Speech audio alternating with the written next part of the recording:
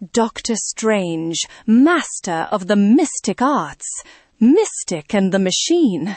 In a world beneath a world, the master of the mystic arts presses grimly forward, knowing that somewhere, at the end of this dank subterranean tunnel waits Yandroth.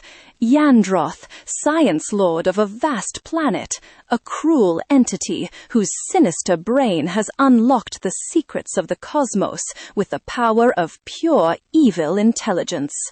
A chill air of brooding menace shrouds these dark catacombs. What lies beyond may be worse than any challenge I have yet faced. Am I a fool to pick my occult powers against Yandroth's mastery of all scientific knowledge? But no, the die is cast. Whatever lies in store, I must dare all to save the Earth Girl, Victoria Bentley, whom Yandroth plans to make his queen.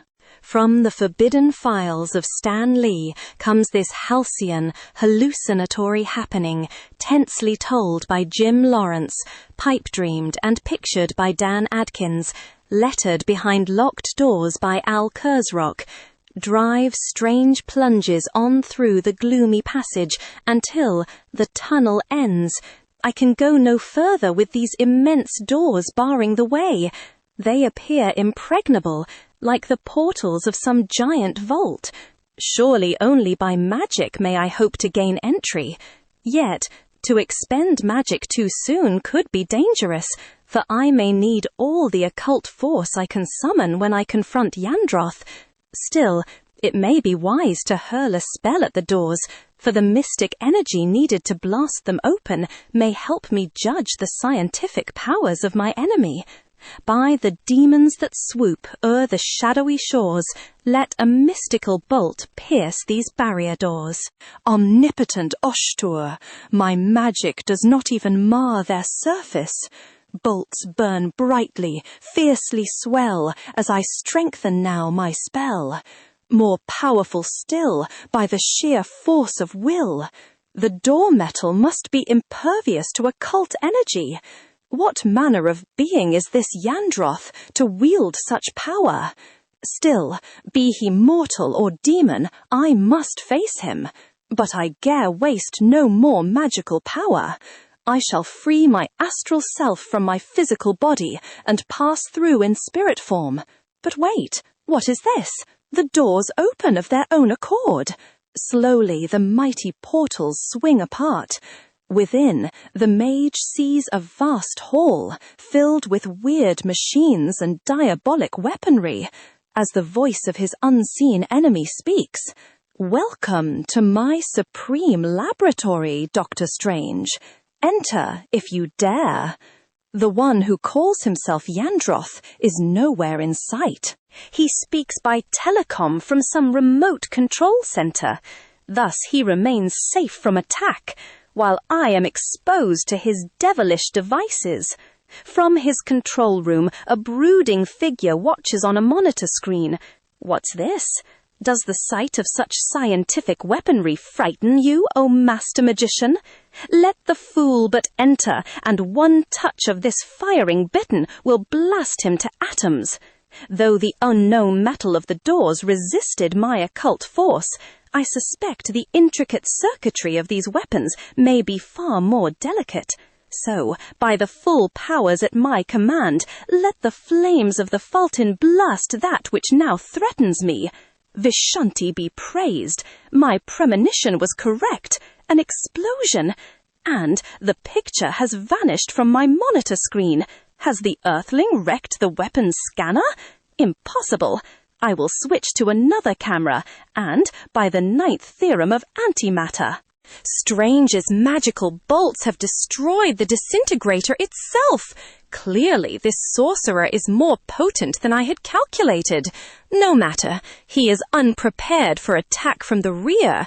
Therefore, I shall incinerate his brain with a beam from my ultra-spectrum laser. The following second, Yandroth triggers his brain-searing device. Ha ha ha!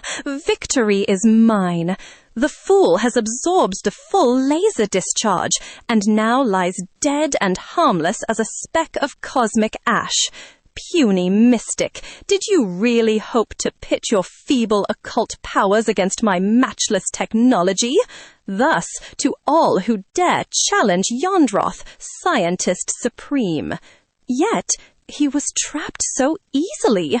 Could it be that this earthling has some means of revitalizing his organic substance? I had better go out and administer a final death blast at close range.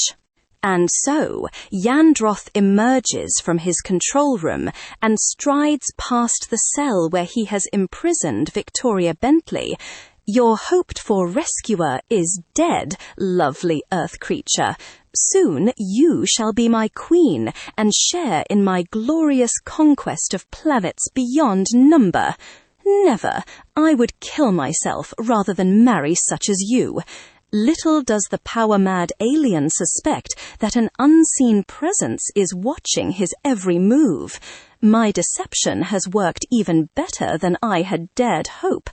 By freeing my ethereal self from the mere husk of my physical body before he could fire his second weapon, I have not only tricked Yandroth into revealing the whereabouts of Miss Bentley, I have also lured him out of his stronghold, so that I may now match strength with him face to face. Back then to the empty, unharmed shell of my mortal body, which I rendered inviolate to any attack with the added powers of my astral image. Again, I unite my double selves. I must move quickly before Yandroth arrives to dispose of his presumed victim. Already I hear his footsteps approaching this arsenal hall. Gone. Do my eyes deceive me? What has happened to the mystic's corpse? No conceivable power of science could have resisted the destructive beam of my ultra-spectrum laser. Quite right, Yandroth. But, as you see, the pulsating power of everlasting enchantment is immune to the finite forces of mere science. It cannot be. It's some hypnotic trick, no doubt. Let us see how well it protects you from this Q-ray blaster. We shall see, indeed. By Sitarok's 7th crimson band, let this flaming whip ensnare your hand. Aye! And now, lest your baneful plaything cause harm to anyone, it shall evaporate into nothingness in this shimmering circle of cosmic fire. Only for a fraction of a second is Dr. Strange's gaze diverted from his enemy, but in that fleeting instant, Yandroth strikes. Then I must deal with you this way, accursed sorcerer. The Earthling's magic arts are too terrible to risk further combat. They defy all scientific laws. With mere spoken spells, he disintegrates solid metal. I must return to my control room at once and unleash the ultimate weapon. Stunned for but a moment by Yandroth's stealthy blow, the Mystic Master revives, in time to see his enemy's flight. By the hoary hosts of Hoggoth, he's escaping. What new menace has he fled to unleash upon me? Swiftly, my wondrous cloak, transport me to Yandroth's inner sanctum. This time there shall be no moment of lowered guard.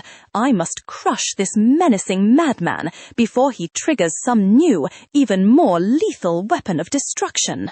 While in his control room, dare I release such fearsome power? The risks are appalling. If the controls fail to... That noise! Dr. Strange is outside the door. There is no other way. I must press the switch.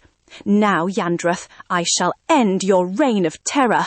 Only a few moments to go before the programmed response to my signal. I must delay the Earthling. Fool, did you think I was still unarmed? In the winking of an eye, I have you at my mercy with another Q-ray blaster. One squeeze of the trigger, and you boast too freely, Yandroth, and that boastfulness shall prove your undoing. Ugh, no magic do I need beyond the strength of these two hands to prove your miserable unfitness to rule any planet. Stripped of your weapons, deprived of your vaunted scientific hardware, you are a mere skulking, brutish thing of evil. Yet, though Yandroth himself lies helpless and defeated, his technological arsenal still exists, and his planetary underworld may still hold dangers. What was he doing at his control console? Surely more than reaching for a ray guy. What is that? I hear some massive form, moving swiftly through darkened corridors.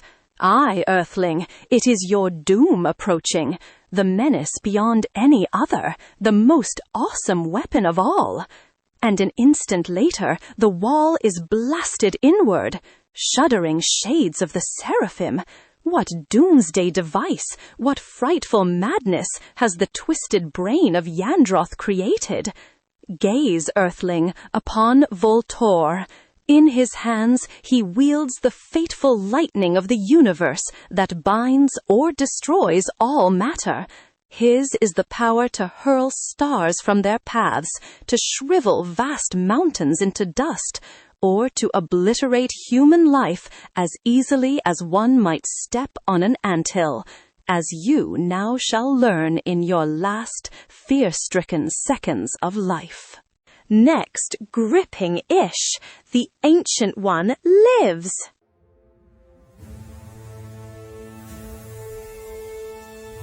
Next issue.